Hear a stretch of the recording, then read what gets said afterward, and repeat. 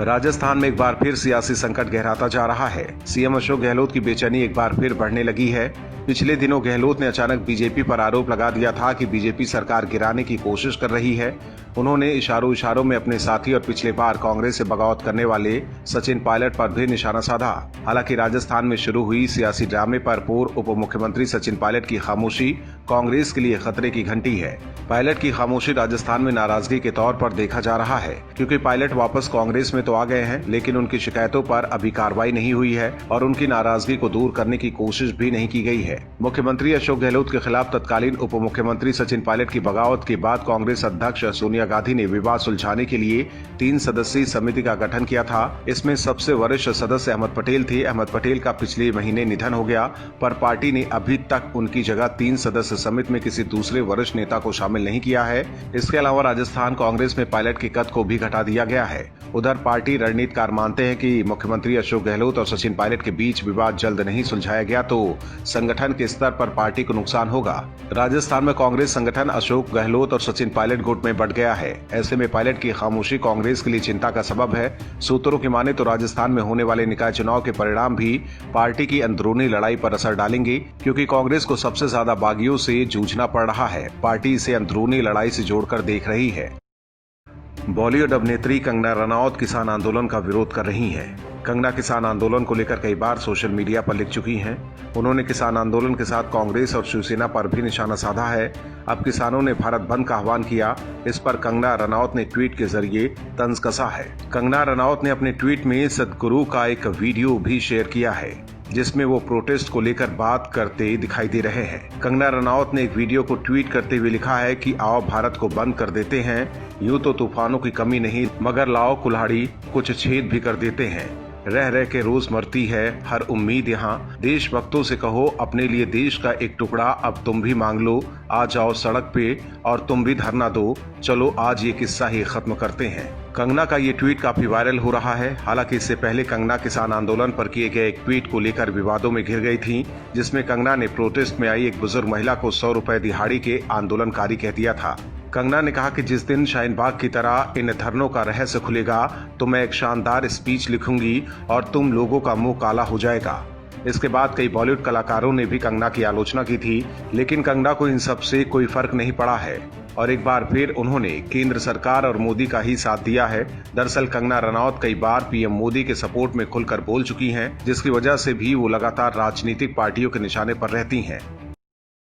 किसान आंदोलन पर दिल्ली के मुख्यमंत्री अरविंद केजरीवाल भी राजनीतिक रोटियां सेकने में लगे हैं। दिल्ली से सटे बॉर्डर पर बाकायदा आंदोलनकारियों के स्वागत में आम आदमी पार्टी की तरफ से कोई कमी नहीं की गई। जहां केंद्र सरकार आंदोलनकारियों को दिल्ली से सटे बॉर्डर पर रोकने की कोशिश में लगी थी, वहीं केजरीवाल और उनकी पार्टी आंदोलनकारियों के रहने और खाने के इंतजाम में जुटे रहे। इतना ही नहीं, केजरीवाल अब खुलकर किसानों के समर्थन में भी बयानबाजी कर रहे हैं और किसानों से मिल रहे हैं। केजरीवाल और उनकी पार्टी की इस स्टैंड पर बीजेपी ने पलटवार किया है। क्रिकेटर से राजनेता बने गौतम गंभीर ने केजरीवाल पर निशाना साधा है। ट्विटर पर उन्होंने लिखा है कि किसान तो सिर्फ बहाना है, पंजाब की सियासत में आना है। बीजेपी के सांसद गंभीर ने ट्वीट तब किया जब किसानों की ओर से बुलाए गए भारत बंद के बीच आम आदमी पार्टी ने आरोप लगाया कि दिल्ली के सीएम अरविंद केजरीवाल को उनके घर में नजर बंद कर दिया गया है। पार्टी ने आरोप लगाया कि उनके घर के आगे बैरिकेडिंग भी कर दी गई है।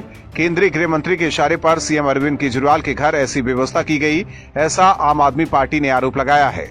दरअसल आम आदमी पार्टी ने आरोप लगाया है कि जब से मुख्यमंत्री अरविंद केजरीवाल सिंगू बॉर्डर पर आंदोलनकारी किसानों से मिलकर आए हैं, उन्हें दिल्ली पुलिस ने घर में ही नजरबंद कर दिया है। केजरीवाल सोमवार को किसानों से मिलने गए थे। हालांकि दिल्ली पुलिस ने आज सबूत के तौर पर एक ट्वीट कर आपके इन आरोपों का खंडन करते हुए कहा है कि मुख्यमंत्री कल शाम को भी बाहर गए थे और उनके आवास में आने जाने पर कोई बंदिश नहीं है। आपको बता दें कि सीएम अरविंद केजरीवाल कृषि कानूनों के विरोध में सिंगू बॉर्डर पर धरना दे रहे किसानों के बीच गए थे। किसानों से केजरीवाल ने कहा कि मैं यहाँ मुख्यमंत्री के तौर पर नहीं आया, बल्कि सेवादार बनकर किसानों की सेवा करने आया हूँ। वहीं केजरीवाल के अलावा कांग्रेस और दूसरे विपक्षी दल भी किसानों के समर्थन में खड़े हैं, लेकिन विपक्ष की किसानों पर राजनीति अभी तक काम नहीं आई है। मोदी सरकार ने साफ कर दिया है कि कृषि कानूनों में कोई संशोधन नहीं होगा। इसके साथ ही किसानों का भारत बंद भी पूरी तरह फेल हो गया है। जम्मू कश्मीर में पीडीपी प्रमुख महबूबा मुफ्ती रिहाई के बाद से ही कश्मीर को लेकर भड़काऊ बयानबाजी कर रही हैं। महबूबा अभी भी अनुच्छेद 370 का राग अलाप रही हैं। महबूबा मुफ्ती केंद्र सरकार के खिलाफ कश्मीर के तमाम राजनीतिक पार्टियों को एक करने में जुटी हैं। इसमें उनको नेशनल कॉन्फ्रेंस का साथ मिल रहा है। ये सभी दल कई बार प्रदर्शन कर चुके हैं। पिछले दिनों भी महबूबा मुफ्ती को कश्मीर में धरना प्रदर्शन करने से रोका गया। उस दौरान उन्होंने केंद्र सरकार पर कई गंभीर आरोप लगाए थे। एक बार फिर महबूबा मुफ्ती ने दावा किया है कि उन्हें प्रशासन की ओर से श्रीनगर के घर में हिरासत में ले लिया गया है। पीडीपी प्रमुख मुफ्ती ने अपने ट्विटर हैंडल पर 2 वीडियो भी शेयर किए हैं, जिसमें उन्हें बंद गेट के अंदर से दरवाजा खटखटाते हुए गेट खोलने की मांग करते हुए देखा जा सकता है। महबूबा ने अपने ट्वीट में लिखा है कि विरोध के किसी भी स्वरूप को दबाने के लिए अवैध हिरासत भारत सरकार का पसंदीदा तरीका बन गया है। मुझे एक बार फिर हिरासत में ले लिया गया है क्योंकि मैं बड़गाम जाना चाहती थी, जहां पर सैकड़ों परिवारों को उनके घरों से निकाल दिया गया है। उन्होंने एक दूसरे ट्वीट में लिखा कि भारत सरकार बिना कोई सवाल पूछे जम्मू कश्मीर के लोगों पर जुल्म और अत्याचार करना चाहती है। आपको बता दें कि पिछले साल अगस्त में मोदी सरकार ने जब जम्मू कश्मीर से अनुच्छेद 370 हटाया था, तब जम्मू कश्मीर के बड़े नेताओं को नजरबंद कर दिया गया था। सरकार का कहना था कि ऐसा न करने पर वहां पर अस्थिरता फैलाई जा सकती है। महबूबा को इस साल अक्टूबर में नजरबंदी से रिहा कर दिया गया था। इसके बाद से ही वो मोदी सरकार पर हमलावर है और लगातार वही काम कर रही हैं, जिसके लिए उन्हें पिछले साल नजरबंद किया गया था।